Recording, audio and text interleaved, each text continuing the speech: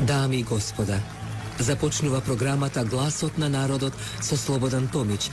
Интеракција 100%. Кажете си се што ви лежи на срцето и тежи на душата. Тука сме да ви помогнеме. Ексклузивни теми, соговорници кои нема да одбегнат со одговори на вашите прашања, коментари или критики. Постоиме за вас. Гласот на народот е клучот на демократијата. Гласот на народот со Слободан Томич во живо.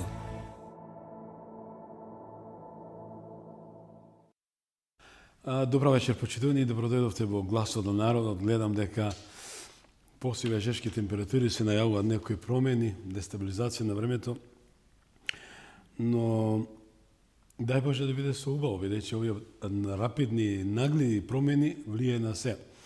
Но таа дестабилизација никако да се тргне од нашето секојдневние, од нашиот ментален чип, бидејќи никако да се обединиме, никако да се интегрираме за доброто на Македонија. СДСМ као партија не е тоа да ја почнам како една овертира и како еден да речам обичаен дискурс, но посилно од мене. Ајде да се обединим, века председателот на СДСМ во оваа ситуација. Па да општа култура, бре, не почитувани, една човечка димензија да имате во вас, почитувани политичари, од која да сте политичка партија, да знаете дека Македонија е вашиот стопан. Македонија е работодавец во кој ве ангажира. На конкурсто се избори. И ако понудите програма, идеја, иден план, ќе ве прими. Ќе ве прими, ќе ви даде задолжение, ќе да го реализирате. Нема двојка, така го викаме ние чаршиски. Меѓутоа, кога паѓаш на избори, ти мораш како опозиција да растеш, да се преобразиш, да се покаеш, да не ги повториш грешките. Меѓутоа, тука доаѓа една многу малициозност до израз, го слушам Бујар Осман и вика, зошто?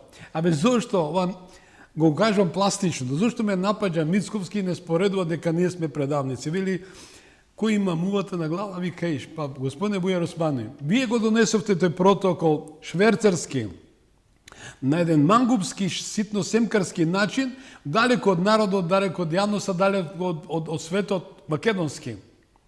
И како вие барате и да ви се извини Мицковски од причина што ве спомнал дека вие, господине Бујар Османи, господине Зоран Заев, Ковачевски, кој уште беше?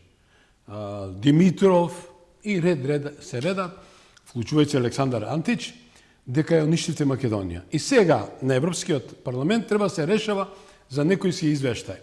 Па луѓе, доаѓа една ситуација, тоа е мојата утрешна колумна. Викате на Вивет Реко гитарест, да не мудрувам, вика да живееш значи да мислиш. А мислењето е силно тука, дека постоиме. Ако некој сака да не избриши, значи ние постоиме. Нема тука што ние да се плашиме. Ние постоиме, а нив ги боли вистината дека постоиме. И рускиот пилот да не се мајтапи со нас. Јас и тоа го спомнав во еден од текстовите, одработуваат за други империалистички сили и други сили за да Македонија не биде таму кај што е. Но не по секоја цена. Да ви кажам искрено, никој со сила не мора да не тера. Ја не сум и секојаш накош со моите соговорници ги замолам да не бидеме фокусирани во делот на анти-ЕУ, анти-НАТО, да сум евроатлантски ориентиран секојаш, но со достоинство, но со дигнитет, не со патерици. Но, како и да е, видовме дека за прв пат у Македонија политичар застана и по кој пат кажа не мог да поминете. Па кој да сте? Еве, ние ќе поминеме убаво вечер со мојот почитуван гостин, господин Страшо Ангеловски, председател на МАК, ќе му посакам добро вечер и добро дојде. Добро вечер, добро е најдов. Има еден период, не бевте на програма, имаше многу тест настани, но по Божја воля промислеве денеска на еден многу важен настан спроти утрешното гласање во Европскиот парламент. Ќе разговараме на оваа тема. Македонија под удар. Што се случува со нашиот јазик, идентитет и држава во Европскиот парламент? Само уште 25 секунди. Тоа сме ние почитувани, уште само да ја најавам екипата што е од левата моја страна. Тоа се Кристина Томич, мојот главен продуцент. Тоа е Владимир, Срđan и Благоја, кои И овој пат дава цел од себе оваа емисија да биде најгледана како обичаено. Знам дека не гледате во Америка, Канада, цела Европа, Турција. Еве само ќе побараме еден джингл и се враќам у студиото, останете со нас.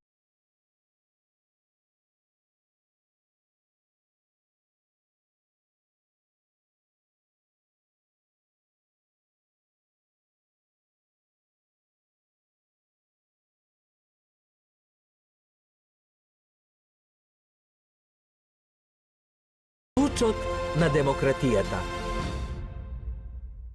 Да, драги мои, како што ја најав темата, еве, реже, ставите го плочката на темата, да не ја повторам. Моето прво прашање, господин Ангеловски, кога Европа од сојуз на вредности стана клуб на уцени? Значи, најпрво, во најавата онаа која ја дадовте, ме поттикнавте на две работи. Првата рековте, некој сака да ја избрише Македонија, да не постои. Јас имав еден текст некаде во 2018-тата со наслов Damnatio Memoriae. Така. Тоа било во Стариот Рим, била најголемата казна Damnatio Memoriae, односно да те избришат од сеќавањето и од постоењето. И таквите, дури подобро било, смртната казна била подобра, затоа што ќе бидеш ликвидиран, меѓутоа ќе бидеш закопан и ќе имаш споменик зад себе и за своето постоење. Damnatio Memoriae значело сосема да те избришат и да не постоиш ниту во сеќавањата, ниту никаде. Тоа треба да и се случи на Македонија. И токму заради тоа ние мораме оваа битка да ја добиеме, ние не смееме да доживееме Damnatio Memoriae. Тоа е првото. Второто е дека од соговорниците барате да не бидат анти-НАТО и анти-ЕУ. И тоа е добро, меѓутоа не секогаш говорењето вистина е анти-ЕУ расположение. Некогаш е вистината таква каква што е, а јас пак уживам... Добронамерна. А јас пак уживам да ја искажувам вистината, иако некогаш изгледа како антиевропска вистина, меѓутоа вистината за жал е таа која денеска ние ја живееме. Ние денес го живееме моментот кога точно нас сакаат да не избришат, сакаат да го избришат македонскиот јазик, македонскиот идентитет, македонското постоење. Не е тоа битка на Софија, на официјална Софија, ниту пак беше тоа битка на официјална Атина. Тоа за жал е битка на големите европски сили кои во 1913-та ја поделија македонската територија. И до ден денес не можат да се помират со отворањето на македонското прашање и со воспоставувањето на македонска држава, барем на еден мал дел од незината територија. И затоа ова што се случува не е тоа бугарска иницијатива, тоа е француска иницијатива. Мораме да бидеме отворени, искрени пред гледачите и да кажеме. Второ, Република Македонија е жртва на двојните стандарди. Република Македонија е најголемата жртва на двојните стандарди на Европската Унија и на таа евроатланска меѓународна заедница. Меѓутоа, знаете кога станувате жртва? Кога ќе почнете и вие да се однесувате според двојните стандарди. За жал, македонската држава упорно повторуваме дека ќе ги споделуваме европските вредности. Европските вредности во овој момент се двојните стандарди. Ние такви двојни стандарди веќе воспоставивме во нашето живење. Јас ќе кажам само неколку примери колку да ги потсетам гледачите. Дали во 1999-та го дадовме воздушниот простор на Република Македонија за НАТО агресија без одобрение на Советот за безбедност врз една суверена држава. Што е преседан. Што е, значи, го сторивме тоа, а потоа го признавме независно Косово, кое произлезе од таа воена агресија, без при тоа да има ниту референдум на граѓаните на Косово за својата независност. Денес, ние истите, Република Македонија, еден многу сличен таков пример, тоа е руската специјална воена операција во Украина, каде што со воена интервенција се обидува да им овозможи независност на оние 4 региони кои на референдум ја изгласаа својата независност и приклучување кон Руската Федерација. Денеска ние се наоѓаме на другата страна. Значи, тоа се тие двојни стандарди во кои и ние учествуваме. Ние треба да се сетиме дека 2003-та, дури и со своја армија, учествувавме во нападот, во агресијата врз Ирак, каде загина повеќе од 1 милион цивили со лажно тврдење на Ми-6 и на Тони Блер дека Ирак, режимот на Садам Хусеин, поседува оружје за масовно уништување, кое после неколку години беше признаено дека е лага. Значи, сакам да кажам, станувате жртва на двојните стандарди во оној момент кога ќе почнете и вие да се однесувате според тие двојни стандарди. Затоа, ние како држава имаме обврска да укажеме на постоењето на двојните стандарди и при тоа да се однесуваме според нашите интереси, а не според она што некој однадвор ни го диктира. Зошто? Затоа што надворешниот диктат секогаш е врховизам. Ами ние знаеме, од Софискиот двор им се диктирало на врховистите што да прават. Тоа беше бугарскиот врховизам. Истото се случувало во кралството на СХС, кога од Белградскиот дворец им се кажува, тоа беше српскиот врховизам. Но, ако ги слушате директивите на Москва, на Вашингтон, на Брисел, повторно е тоа врховизам. Никој не може да ми каже дека тоа е соработка. Тоа е врховизам. Дали кон Москва, дали кон Вашингтон, дали кон Брисел. Треба да избегаме од врховизмот и дефинитивно да станеме своји на своето. Она што премиерот Христијан Мицковски релативно смело го изјави, мене ме наведува на помисла дека се движиме полека во тој правец. Дека за прв пат јавно се објавивме дека некои нешта не се такви како што се представуваат и чинам дека Мицковски ќе има сила и понатаму да го издржи сето ова. Голем хендикеп, негов голем хендикеп и голем хендикеп на владеачката ВМРО ДПМН, според мене, е нивното учество во Европската народна партија. Европската народна партија, за жал, гледате дека денеска ни заби нож в грб токму на својот партнер од Република Македонија. И второ, зошто мислам дека е хендикеп? Затоа што членувајќи таму, вие никогаш не ќе може да изградите чиста, автентична македонска политика, без при тоа тие своји одлуки да ги усогласите со ставовите на Европската народна партија. Тоа во некој момент знае да биде хендикеп, во некој момент членувањето во една таква голема организација знае да биде предност, меѓутоа во некој момент знае да биде хендикеп. Јас сега, како маак, стапивме во контакт со господја Алис Вајдал, со председателката на Алтернатива за Германија, и се обидуваме да влеземе во една друга таква, широка, голема група на европски партии, тоа е Патриоти за Европа, каде што член покрај Вајдал се и Салвини, е Орбан, е Лепен и така натаму. Тоа е сега една голема мисија која ја поставивме пред МААК. Искрено верувам дека ќе ја завршиме и ќе го поставиме. Молам? Обнова за Европа. Патриоти за Европа. Патриоти. Да. И чинам дека и затоа во овој момент имаме 3 такви големи пред себе поставени цели како политичка партија, како МААК. Првата е таа да воспоставиме соработка со тие политички партии со кои делиме заеднички вредности и ставови. Што се заедничките ставови? Европската унија не како наднационална творба, туку Европска унија како сојуз на суверени држави. Во една таква конфигурација на сојуз на суверени држави, сите ќе си влезат држави со својот багаж, со својот позитивен и со својот негативен багаж, сите ќе бидат рамноправни, не ќе постои можност за уцена, не ќе постои можност за оној што влегол 5 години порано, утре може да го малтретира и да го уценува другиот.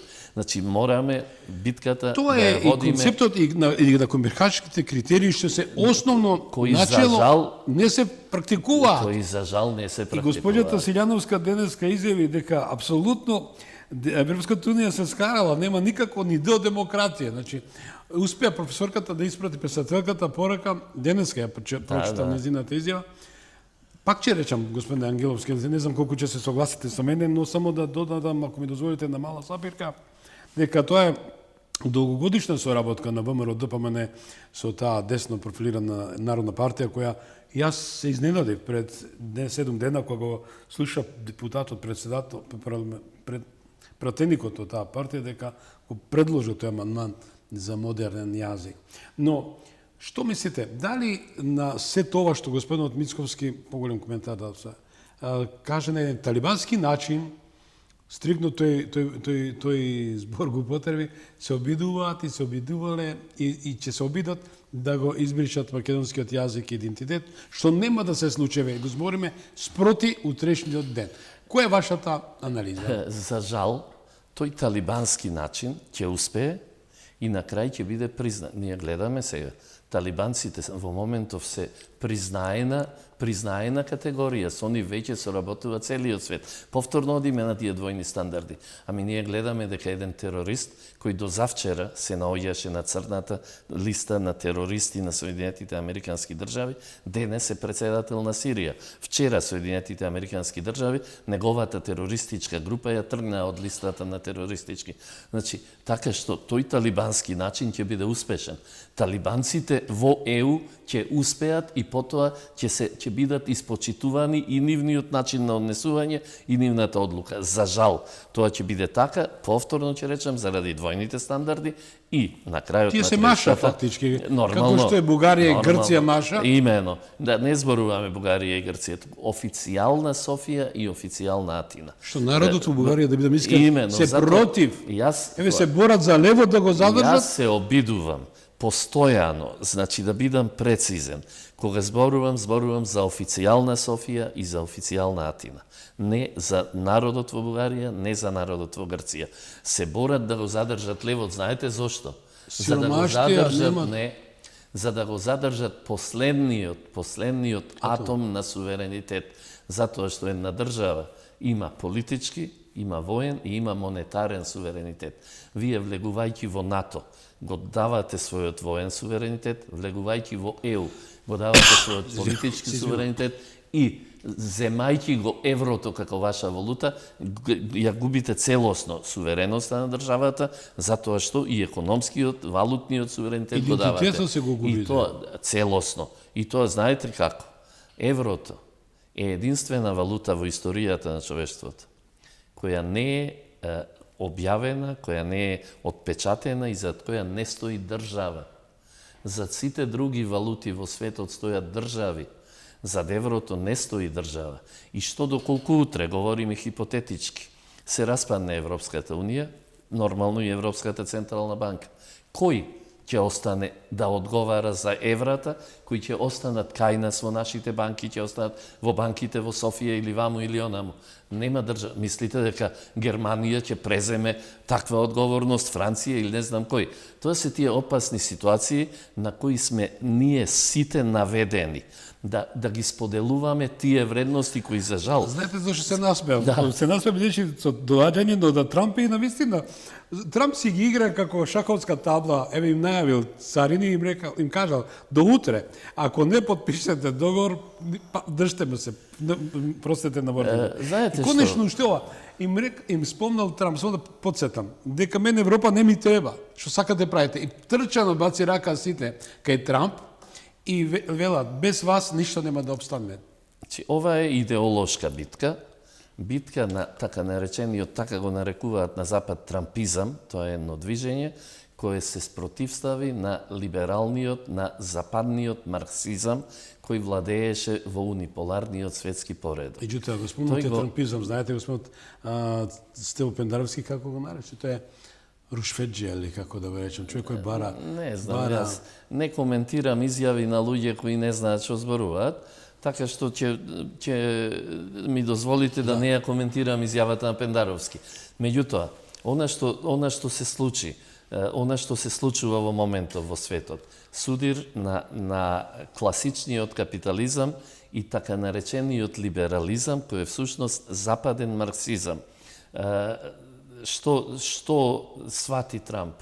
Трамп го свати тоа истото што советските, руските, паметни интелектуалци во 90-тите години сватија дека доколку продолжат и понатаму да го чуваат Советскиот сојуз и Варшавскиот пакт, и доколку вложуваат и понатаму, дека тоа ќе ја вовлече, Русија ќе ја повлече во една бездна од која не ќе може да излезе.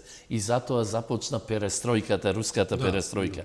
Денес Трамп ја започна својата американска перестројка. Тој свати дека доколку и понатаму продолжат Соединетите американски држави да го финансираат НАТО, да ја финансираат Европската унија, дека ќе пропаднат во една бездна од која ќе немаат излез. И затоа тој е свесен и им рече или ќе си давате 5% од бруто домашниот производ, ако сакате да ви постои НАТО, во кое НАТО јас ќе ви го продавам оружјето, затоа што според се 3,5% од тие 5 ќе одат на купување оружје од Соединетите американски држави, а само 1,5% ќе оди во развој на домашната инфраструктура, на војната инфраструктура. Тоа се тие интересни ситуации кои во моментов се двигатели на се што се случува во светот. Второ нешто е тоа што во моментов имаме премин од тој униполарен светски поредок во мултиполарен светски поредок. Секогаш светските поредоци се менувале за жал со крвави војни. После Втората светска војна дојдовме до биполарен светски поредок со една страшна крвава војна, за да се воспостави униполарниот светски поредок. Беше војната на просториите на бивша Југославија, беа војните во Авганистан, во Ирак, во Сирија, во Либија и така натаму. И сега, за да се воспостави мултиполарниот светски поредок, повторно ги имаме војните, ја имаме војната во Украина, ја имаме војната меѓу Иран и Израел и така натаму. Да се вратиме на темата, со оглед дека темата ни е Македонија под удар, што се случува со нашиот јазик, идентитет и држава во Европскиот парламент. Првото базично прашање ве го расширивте, но благодарам ви за таа информација. Ве прашав кога Европа од сојузна вредности стана клуб на уцени. Меѓутоа ве додам на вториот. Утрешниот ден не се бришата документ. Со тоа ли се унапредува преговорите или се уценува цел народ? Со оглед дека збориме за преговорите меѓу Европската унија и Македонија версус овој така наречен, убаво кажавте, тој француски октриран, нарачан договор што го реализира Александар Адам и за тоа добил златен лав со венец од Гечева, министерката за надворешни работи. Македонскиот народ и натаму спие, не знае што се случува. Значи свесно господинот Емануел Макрон тоа го инвестирал и го испратил својот советник Александар Адам да го направи, а Бујар Османи го потпиша. Во тој контекст како ја дефинирате се тоа работа? Дали сме на повидок да ставиме крај на ова или имаме излаз од овој чорсокак? Јас излезот од овој чорсокак го гледам само во целосно прекинување на ваквите наметнати преговори. Ова се антицивилизацијски преговори. Ова е надвор од здравиот разум, надвор од здравата логика, надвор од се она на што историјата не учела. Се извинувам. Тој антицивилизацијски договор, таа антицивилизацијска уцена која ја трпиме, за жал, доколку ги продолжиме преговорите, може да заврши само на еден начин, со целосно бришење на македонското постоење. Зошто го велам ова?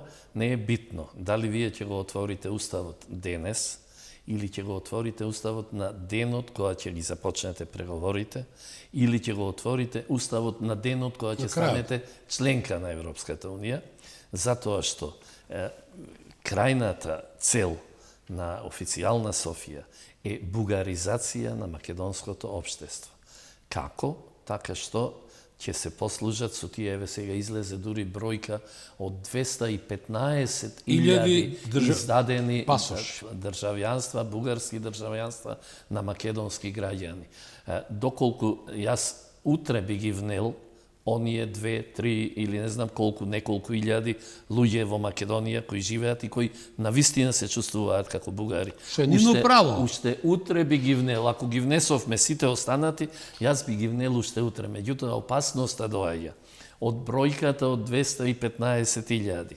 Така што со внесувањето, со отварање на уставот и внесувањето на бугарите во уставот, по автоматизам според одредбите од рамковниот договор внесени, вметнати во уставот на оваа држава, на 215.000 бугари. 10%, Тоа е повеќе од 10%. Веќе ќе им следуваат училишта од основно образование па се до високо образование, културни институции на мајчин бугарски јазик, вработување според квоти за бугарите во оваа држава. И некој ќе рече, да, меѓутоа никој нема да се запише на бугарски универзитет, во бугарско средно училиште и така натаму. Не е точно. Во ова време на сиромаштија, кога ќе се делат страхотни стипендии, кога ќе се нудат вработувања, кога сето тоа ќе се работи, ќе има луѓе кои од сиромаштија ќе прифатат и понатаму ќе бидат бугари иако днесе. Ние гледаме дека во Пустец тоа истото нам ни се случи. Одеа со чанти, со евра, со брашно, со пари, со книги. Именно. И направија бугари онаму каде што дури не е ни можно да кој се тие, господин Ангеловски, да бидеме искрени? Тоа се луѓе кои денеска вели, ајде да се здружиме. Еве, господин Венко Филипче, тоа му го спомна 5 пати на Мицковски. Дајте да се организираме, во втора ситуација, тука госпоѓата Кос, во една прилика, еден мој соговорник вика, Слободан не може од контекст изведен. Сега, јас со сета почет кон неговата изјава, меѓутоа јас кажав дека не е така. Таа дојде за да најави што ќе се случи минатата недела. Бидејќи госпоѓата Марта Кос е госпоѓа која кажа првиот ден кога седна со дел од своето тело на фотелјата и кажа, изјави, мора уставни измени. The end of the story, човек. Меѓутоа, како да правиме, со оглед дека гледаме, имаме дома предавници, и спомна во една интервју, во една колумна, нам не се менуваат во Брисел, нашиот идентитет, тука не го менуваат предавниците. Знаете како? Факт е дека тука се менува, факт е дека само поддржани од овдешните предавници може да успеат на дворешните планови. И повторно ќе речам, тоа е врховизам. Токму тоа е врховизмот. Истото го работеле врховистите кога го слушале Софискиот двор и го работеле тоа против македонскиот идентитет и против денеска го имаме истото, само денес не е Софискиот двор, туку е Бриселскиот замок, да речеме. Тоа е врховизмот кој за жал. И затоа кога почнав да говорам дека МААК како политичка партија во овој период има 3 големи проекти пред себе. Значи првиот е овој што кажав со господјата Алис Вајдл, вториот е формираме совет на основачи на МААК. Зошто? Затоа што тие луѓе се вистинските херои на македонскиот повеќе партизам. Па факт е дека МААК е основоположеник и стожер на македонската национална. Тие кои го основаа МААК се луѓето херои на македонското повеќе партиско заживување. Затоа што со создавањето на МААК заживеа повеќе партизмот и тие луѓе се хероите на македонската независност, затоа што сакал некој да признае или не, манифестот на МААК, кој беше прочитан од тогашниот подпредседател на МААК, големиот Анте Поповски во Прохорчински, беше првиот пишан документ за независна, таков документ за независна Македонија. И затоа сега формираме еден таков совет на основачи, ќе објавиме книга во која сакам да бидат објавени имињата на сите тие кои учествувале во создавањето, во формирањето на МААК, при тоа доколку некои од нив се починати, нивните деца... Може да ги спомнеме, ја бе молам, со цета почит, да ги спомнеме тие звучни, убави имиња. Значи, и ќе стане на повторна запирка наспроти човекот кој сега гине за Бугарија, тоа е Љупчо Георгиевски. Па еве, за жал, еден од основачите на МААК беше и Љупчо Георгиевски, и беше член на првиот извршен комитет на МААК. Меѓутоа, што се случи да се беше и Владимир Голубовски, кои заедно потоа обајцата преминаа во ВМРО ДПВ. Меѓутоа вистински оние творци, идејни творци на МААК беа Гане Тодоровски, Анте Поповски, Петрема Андреевски, Љубиша Георгиевски, Бранко Гапо, и да не одам понатаму, затоа што беа и лјадници такви. И каде е проблемот? Зошто македонската држава до ден денес расклатена стои, а не е цврста? Затоа што ние единствена република од поранешните југословенски републики, бевме единствена, која не ја вгради својата национална национална интелигенција во темелите на создавањето на државата. Ниту еден представник од МААК не се најде во тогашното собрание, ниту еден тие најголеми умови на втората половина на 20-тиот век не беа вградени во создавањето на македонската држава. Затоа до ден денес, кога имате лоши темели во кои не сте го вградиле најквалитетниот бетон. А зошто, господин Ангеловски, Страшо Ангеловски, јас сакам да ве замолам да ја слушнем јавноста. Оти знаете што, кога не гледате што можеби сега притисокот им е 200, ја ве молам пред моите емисии земете некој апче, ова не е наистина, не е малициозно. Ама збориме за вистината на Македонија. Можеби ќе се растревожите. Еве го слушам Глигор, ја го пуштат као рилс, сегмент на Facebook. Вика, сака да награбат Македонија, не може. Меѓутоа, еве, дали Киро Глигоров еден од тие што не ги втемелил основачите, фундаментите, кариетидите, столбовите, умовите на Македонија, што денеска би биле една парадигма што е Македонија, што е македонизам и како се сака и почитува Македонија. Значи, знаете дека Киро Глигоров дојде, односно беше донесен од Белград, за да стане председател на Господинот Петар Република Гошев го Македонија. донесе. Повеќе ќе речам, господинот Ѓорѓи Наумов, кој е сега покоен, Министерот за правда? Тој беше Поштинска врската, линија. да речеме, за да го донесе и од дента кога Киро Глигоров не беше избран за председател на Република Македонија во првиот обид, од тој ден започна разграббата на оваа држава.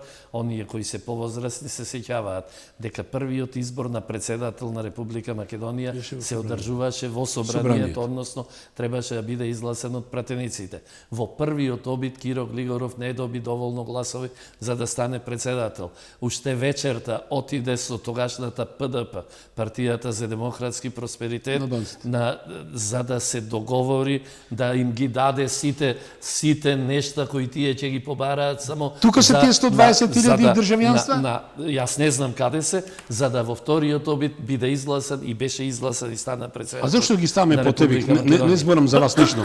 Тоа се 120.000 албанци кои добија од Качаник, од тие од Рошевац и редови работи македонско државјанство.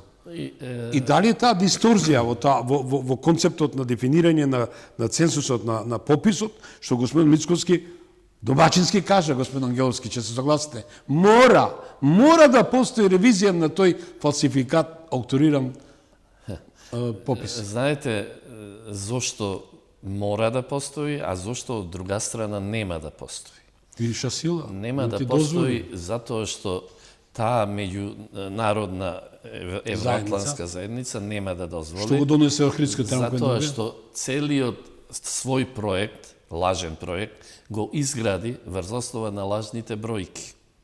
И доколку се докаже вистината, а во Уставот пишува дека тие права ги стекнуваат оние кои се повеќе од 20%, доколку се докаже вистината која сите ја знаат, дека нема 20% по автоматизам, паѓа конструкцијата на рамковниот договор и се она што... А кој ќе ти го дозволи? Кај смееш да писнеш за тоа да го направиш? Вака сега.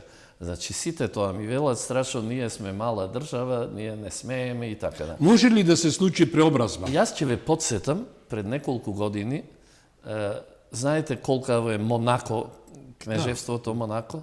Кнежевството Монако пред неколку години ги прекина преговорите за влез во Европската Унија. Како Исланд. Затоа што рекоа, Исланд и Монако во ист момент ги прекинаа, меѓутоа Монако е малку поинтересно заради тоа што е навистина мала творба, многу мала, ама рекоа вака, затоа што вели не се испочитувани одредбите кои принцот Алберт ги потпиша при постигнувањето на договор за започнување на преговорите и ние од тука понатаму немаме што да бараме.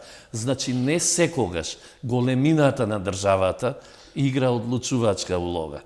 Некогаш треба да знаете како, треба да знаете да се позиционирате во геополитичките случувања и јас затоа велам денес ние треба да ги прекинеме, ама целосно, сите разговори понатамошни со официјална Софија.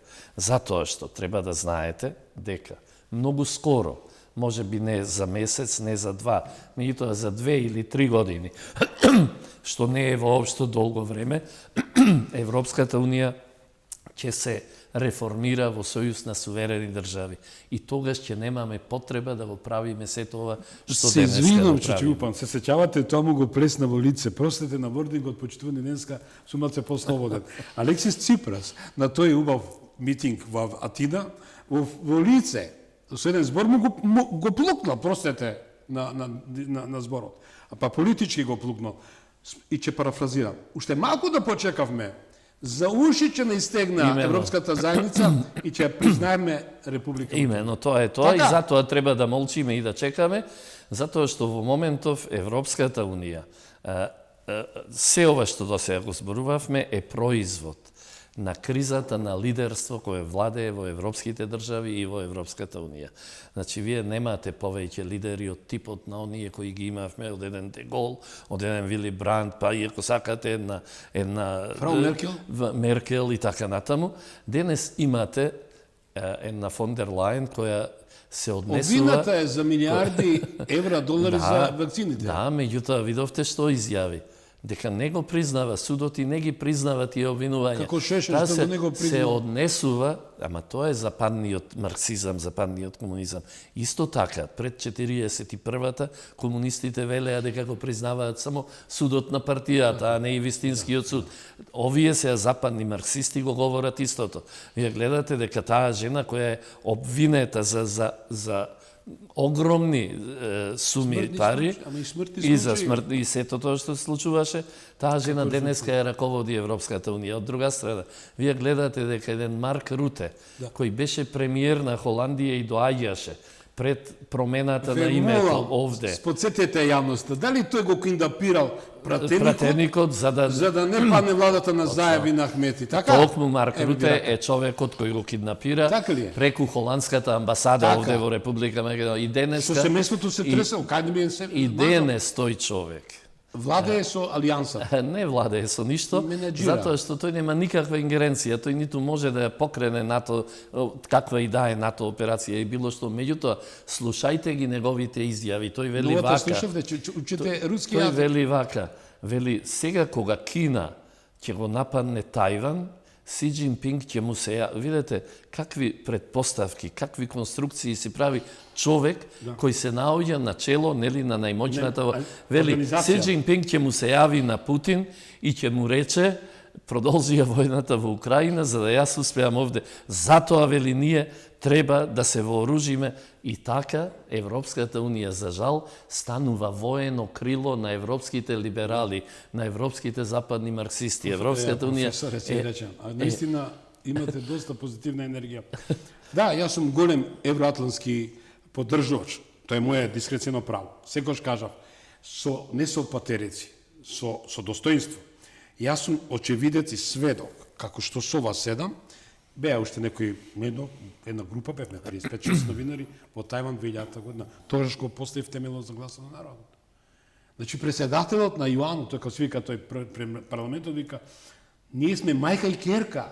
Никогаш не може со Кина ние да поставиме војна. Ние плачеме дано, како свика тоа, кирија, Кина да биде членка на Советот на безбедност. Верували или не? Јас верувам. Значи, тие се во една добра корелација, соработка. Значи, нема војна меѓу керка и мајка. Знаете, за жал, тие замрзнати судири, тие се најопасната играчка на британските тајни служби. Замрзнатите судири, три се најголеми замрзнати судири, и јас затоа сум многу уплашен за иднината на Балканот. Првиот таков замрзнат судир е меѓу Индија и Пакистан. Знаеме дека некаде пред 2 месеци, нели, одмрзна таквиот судир и започна, но за среќа од едната страна Кина, од другата страна Америка и некако повторно се замрзна тој судир. Вториот замрзнат судир е кога Британија го напушти Јерусалим и кога рече вечерва кој ќе се затекне тука, тој ќе биде. Значи вториот е меѓу Палестина и Израел. И третиот замрзнат судир кој мене најмногу ме плаши, а за кој видов пред една недела дека почнале да исцртуваат линии на морската шир, е судирот кој го остави Британија на поделениот Кипар, судирот меѓу Турција и Грција. И веќе сега пред една недела почнаа да исцртуваат линии за да се докажуваат докаде се морска територија на Грција, докаде е на Турција. И мислите ли дека случајно Обединетото кралство ни одобри нам 6 милиарди кредит кој полека ќе ни го дава за развој.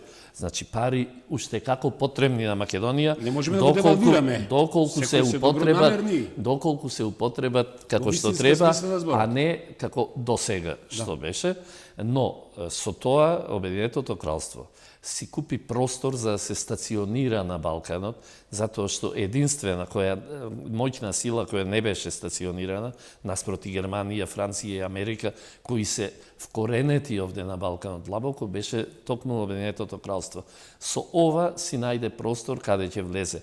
Сакам да верувам дека нема од тука да управува со тој замрзнат конфликт на поделениот Кипар. Зошто? Затоа што доколку не дај Боже дојде до нова војна околу Кипар, тоа ќе биде внатрешен судир на земји членки на НАТО. Никој од надвор ќе нема право, ниту ќе може да се замеша. Ќе прашам нешто многу важно. Го читав представникот на Полска, на Данска, тие председаваат од 1 јули со Европската унија. Конзул е господинот Живко Мукетов, ја му честитам, бидејќи јас и очекувам господин Мукетов и верувам дека ќе направи некој добар излез, една медиација за Македонија, но тој вака рече, не се надевајте во нашите 6 месеци нешто да ја помогнеме на Македонија. Очекувајте од јануар Кипар. Дали може кипарскиот дел што ќе председава да и се спротивстави на официјална Софија и нешто да има чекорна? Искрено, не верувам се додека Европската унија е вака воспоставена како наднационална творба, како наддржава. Не постои можност, кој и да е. Кипар е сепак мал. Ние до сега имавме сите најмоćни држави председаваа со Европската унија по 6 месеци, па ниедна не успеа да го реши ова уцена и ова сето што ни се случува. Затоа што токму тие, најмоćните се тие кои го поставуваат ова прашање, нели се согласивме. Тоа е Франција пред се, а во овој момент единствена држава, членка на Европската унија, која е и членка на Советот за безбедност и која има атомско оружје е Франција, после излегувањето на Британија од Европската унија. И тоа не смееме никако да го заборавиме. Од друга страна, што доколку Соединетите Американски држави решат да се стационираат на Гренланд и да речат од денеска е наш. Искрено некој мисли дека НАТО или која и да е земја членка на НАТО ќе се спротивстави? Од тука е можно и она што го зборувам за натамошната ескалација на Кипар. Канадскиот премиер се повлече веднаш. Значи, не, видите, јас се согласам, реал политиката не важи меѓународно право, кај што има сила, правда нема. Но, да бидеме искрени, јас се надевам дека господинот Трамп дека нема да ја запостави Балкан во секој случај. Дали имаме ние сепак џокар во ракав и дека можеме добро да го направиме, ако добро смислено одиграме. И на господинот Мицковски повеќе пати упатувам порака. Ви дадовте од оваа емисија прекрасна порака, верувам, околу вашето интегрирање со таа политичка партија, која е убаво, ние да имаме повеќе блока на интегрирање, на повеќе политички партии, а не кодош партија која ќе замени кај социјалистите или кај социјалдемократите и да рече слушате. Јас се извинувам. Рековте дека Соединетите Американски држави нема да го остават Балканот. За жал, Кристофер Хил, човекот кој беше амбасадор кај нас во Република Македонија, токму даде една изјава која рече Соединетите Американски држави се повлекуваат, сами ќе се ги вршите. И од тука доаѓањето на Обединетото кралство токму доаѓа како замена на Соединетите. И ще 25 секунди. Сега. Се молам. Се гледа дека се води голем притисок за дијамантот, што се вика посилно дијамантот. Кој кажете ми некој спореда? Тоа е Македонија, што никој не може да има. Значи, ќе ми дозволите последните секунди да ја кажам, третиот проект, тоа е подготвивме и деновиве ќе ја промовираме. Предлог стратегија за насочување на македонската нација во духовноста. Единствено така, во ова време, кога е агресивно нападнато и детето, и семејството, и верата, и нацијата, насочувањето на секој еден поединец, на секое семејство и на секоја нација кон духовноста е можност да се спаси посебно мала нација како нашата. Предлагаме еден куп мерки со кои треба македонската нација, без разлика дали е православен, дали е муслиман, дали е македонец, дали е албанец, секоја поединка е дел од македонската нација. Сите нив да ги насочиме во духовноста, за да може оваа нација да обстане. Никако поинаку нема да обстане, затоа што и се закануваат тие зли либерални вредности кои сакаат да уништат Господинот Мицковски погрешно бил разбран, но со моја повторна мала забелешка, мора подитно да има добри, не се тоа спин доктори, вистински адвајзори, советници кои ќе дадат вистинска насока. Господинот Мицковски имаше намера, да, јас се согласите со мене. Јас кој вие сте демохристијани во смисол зборот. Не сум демохристијан, јас сум православен. Не реков на таа погрешна се изрази православен сум и јас, меѓутоа, која почитува светињата, а тоа е татковината, семејството и црквата и верата. Тоа свето тројство, каде што бракот се застива меѓу мајка и татко. Маж и жена. Маж и жена, пардон.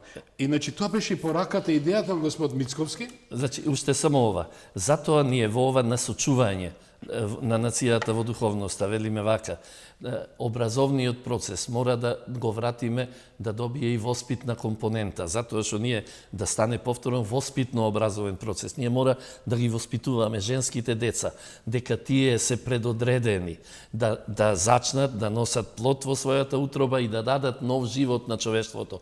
Машките деца се предодредени да го штитат семејството, да создаваат нови животи. Ти не критикуваат на Фейсбук сега. Ако нека ме критикуваат, нека ме критикуваат. И јас прифаќам критики, ама зборам за доброто нивно. И ние велиме вака, развој на земјоделието во оваа стратегија, итен и забрзан развој на земјоделието преку поддршка на земјоделските семејства, затоа што земјоделските семејства се многудетни семејства, земјоделските семејства се тие кои ја зачувале традицијата, верата и се она. Во сите овие векови и на живење. Ви благодарам многу, наистина бевте прекрасен и дадовте на силна порака во ова невреме и метролошко, меѓуто и политичко и она едно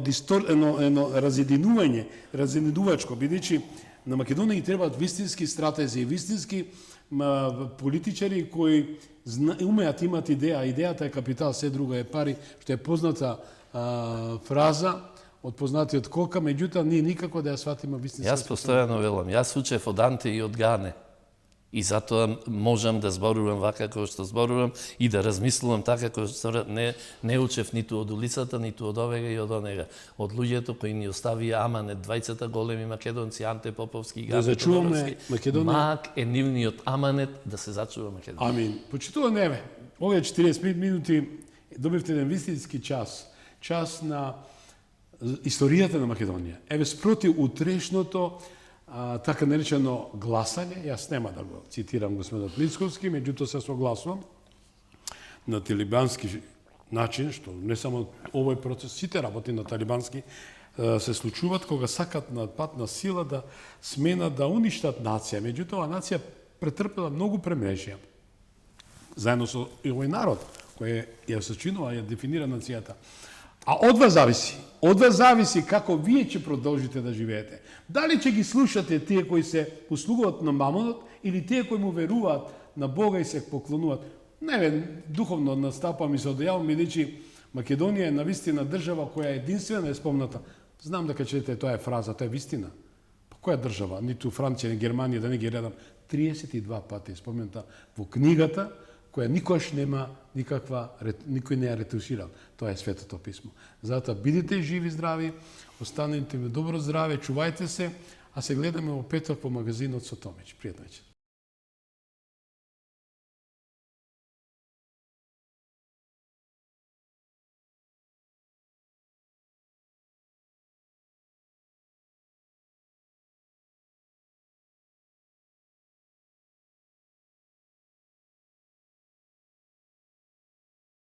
на демократијата.